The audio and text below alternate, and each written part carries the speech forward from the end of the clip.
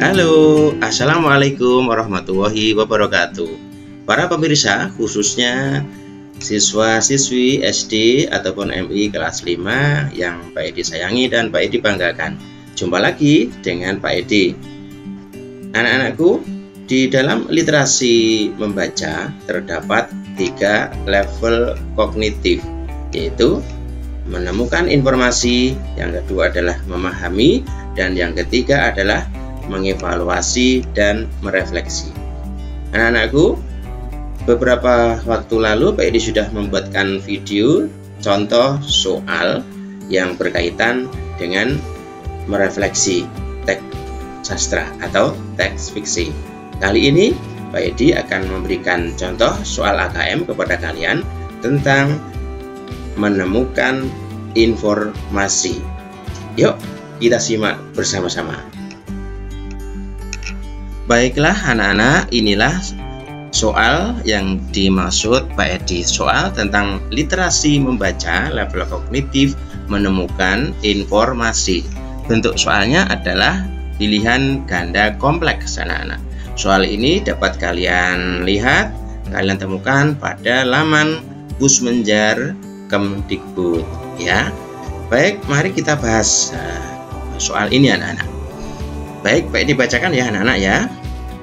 Saya ingatkan, soal pilihan ganda kompleks anak-anak itu terdapat jawaban yang benar lebih dari satu. Kalian harus menemukannya ini. Sebelum Pak Edi mulai, Pak Edi akan memberikan triks ya. Triks yang yang bisa kalian gunakan, yang bisa kalian coba untuk mengatasi soal pilihan ganda kompleks. Triksnya begini anak-anak. Untuk mempercepat pekerjaan atau mempercepat penyelesaian soal AKM pilihan ganda kompleks yang rata-rata bacaannya itu panjang-panjang anak-anak, ada caranya untuk mempermudah ya. Caranya adalah kalian lihat dulu soalnya ya. Jadi dibalik anak-anak ya. Sebelum kalian memulai membaca, mencermati atau memahami atau menemukan informasi dari teks, terlebih dahulu kalian lihat dulu soalnya. Begitu ya triknya anak-anak. Itu ya. Jadi triknya adalah kalian lihat dulu soalnya. Baik, langsung kita praktikkan ya anak-anak ya. Ini kan bacaannya. Baik, ini soalnya anak-anak. Nah, ini yang dimaksud Pak Edi. Soalnya ini, bagaimana gambaran ayah tokoh aku? Nah, ini anak-anak yang akan kita selesaikan. Jadi, kalau kalian sudah mengerti soal yang akan diselesaikan atau yang ditanyakan, maka pikiranmu ya akan terarah untuk menemukan kata-kata atau kalimat-kalimat yang berkaitan dengan penyelesaian soal itu tadi. Jadi pekerjaanmu jadi akan lebih mudah. Begitu anak-anak ya. Jadi saya ulang lagi, kita akan menemukan bagaimana gambaran ayah tokoh aku. Ya, jadi mulai sekarang pikiranmu diarahkan untuk menemukan bagaimana gambaran ayah tokoh aku. Yuk kita mulai membahasnya anak-anak. Ini anak-anak ya. Baik, Pak Edi bacakan. Di perkotaan, anak-anak dapat mudah bersekolah hingga jenjang pendidikan tinggi. Namun, tidak demikian bagi anak-anak yang berada di pedesaan. Simak 3 cuplikan berikut dari buku Laskar Pelangi karya Andrea Hirata. Teks pertama. Hari itu adalah hari yang agak penting. Hari pertama masuk SD. Di ujung bangku-bangku panjang tadi ada sebuah pintu terbuka. Kosen pintu itu miring karena seluruh bangunan sekolah sudah doyong seolah akan roboh.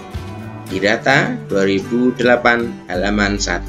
Ini teks ini dipenggal atau dicuplik dari buku Laskar Pelangi karya Andrea Hirata, diterbitkan tahun 2008 halaman 1.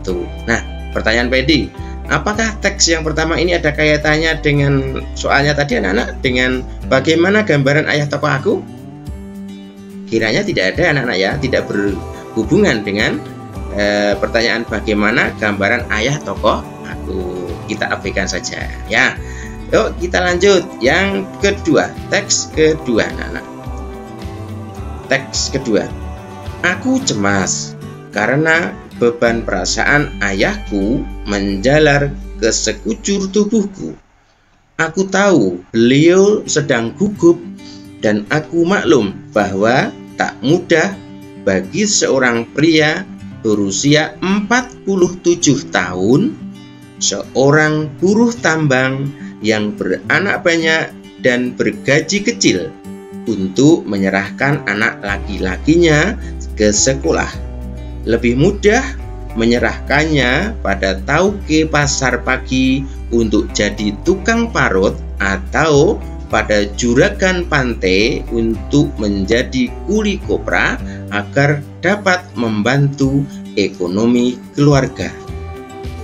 Petikan ini, teks yang kedua, diambil dari buku karya Andrea Hirata tahun 2008, halaman 2 yang berjudul Laskar Pelangi. Anak-anak, ketika kalian selesai membaca teks kedua, apakah kalian bisa menemukan bahwa di dalam teks kedua ini ada jawaban untuk pertanyaan bagaimana gambaran ayah tokoh aku? Bagaimana anak-anak? Kelihatannya ada ya, rasanya ada. Coba kita cermati ya anak-anak, kita cermati ya. Aku cemas. Nah, aku ini menunjukkan tokoh aku, ya kan? Aku cemas karena beban perasaan ayahku menjalar ke sekujur tubuhku. Aku tahu beliau sedang gugup dan aku maklum bahwa tak mudah bagi seorang pria berusia 47 tahun. Nah, ini menunjukkan usia ayahnya tokoh aku ya anak-anak ya. Coba ini boleh kamu catat di catatan kecil gitu di buku ya, atau di kertas ya. Umurnya atau usianya 47 tahun. Nah, seorang buruh tambang. Nah, seorang buruh tambang, nah, ini menunjukkan pekerjaan ayah tokoh aku. Saya ulangi, umurnya berapa? 47 tahun. Pekerjaannya apa? Seorang buruh tambang. Oke, kita lanjut ya anak-anak ya. Yang beranak banyak dan bergaji kecil untuk menyerahkan anak laki-lakinya ke sekolah. Lebih mudah menyerahkannya pada tauke pasar pagi untuk jadi tukang parut, atau pada juragan pantai untuk menjadi kuli kopra agar dapat membantu ekonomi keluarga.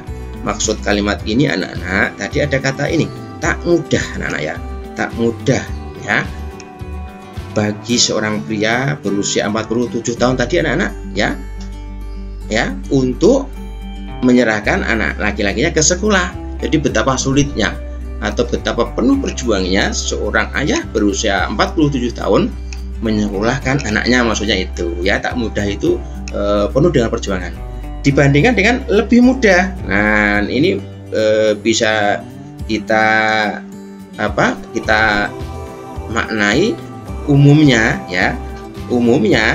ya di desa itu atau di wilayah itu lebih mudah menyerahkannya pada tauke pasar ya. Jadi umumnya ayah atau orang yang sudah berumur 47 tahun ini yang memiliki anak banyak ya dan bergaji kecil itu lebih mudah menyerahkannya kepada tauke pasar. Tauke itu majikan anak-anak ya. Tauke itu majikan yang mempunyai perusahaan, atau bisa diartikan sebagai bos ya. Tauke itu bos ya. Tauke pasar berarti bos pasar atau majikan pasar gitu. Majikan pasar pagi ya anak-anak ya. Untuk jadi tukang parut. Nah, jadi lebih mudah menyerahkannya kepada tauke pasar untuk menjadi tukang parut, atau pada juragan pantai ya. Juragan pantai, juragan itu bisa dikatakan juga majikan ya anak-anak ya, atau boleh bisa dikatakan bos tadi. Juragan pantai untuk menjadi kuli kopra agar dapat membantu ekonomi keluarga. Jadi maksudnya lebih mudah menyerahkannya kepada tauke pasar atau pada juragan pantai daripada menyekolahkan anaknya. Maksudnya itu anak-anak ya. Baik, disimpan dulu. Dari teks 2 kalian tadi mendapat informasi bahwa ayah tokoh aku usianya 47 tahun dan bekerja sebagai buruh tambang. Kita simak dulu anak-anak ya. Yuk kita lanjut teks yang ketiga anak-anak. Nah, kelihatan sudah mengarah jawabannya tadi pada teks yang kedua anak-anak ya. Yuk kita, tidak ada salahnya untuk mencermati teks 3 anak-anak. Saya bacakan ya. Keluarga Lintang berasal dari Tanjung Kelumpang, desa Nun jauh di pinggir laut.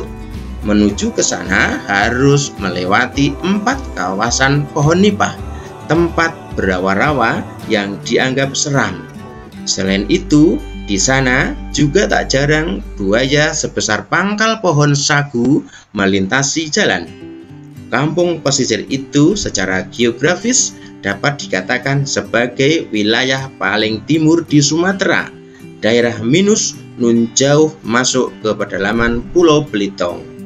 Nah, masih sama sumbernya dari buku Laskar Pelangi karya Andrea Hirata tahun 2008 halaman 11. Ini sumbernya anak-anak ya, diterbitkan oleh Bentang Pustaka Jakarta tahun 2008. Nah, yuk kita menuju ke soalnya, pembahasan soalnya anak-anak. Bagaimana gambaran ayah tokoh aku?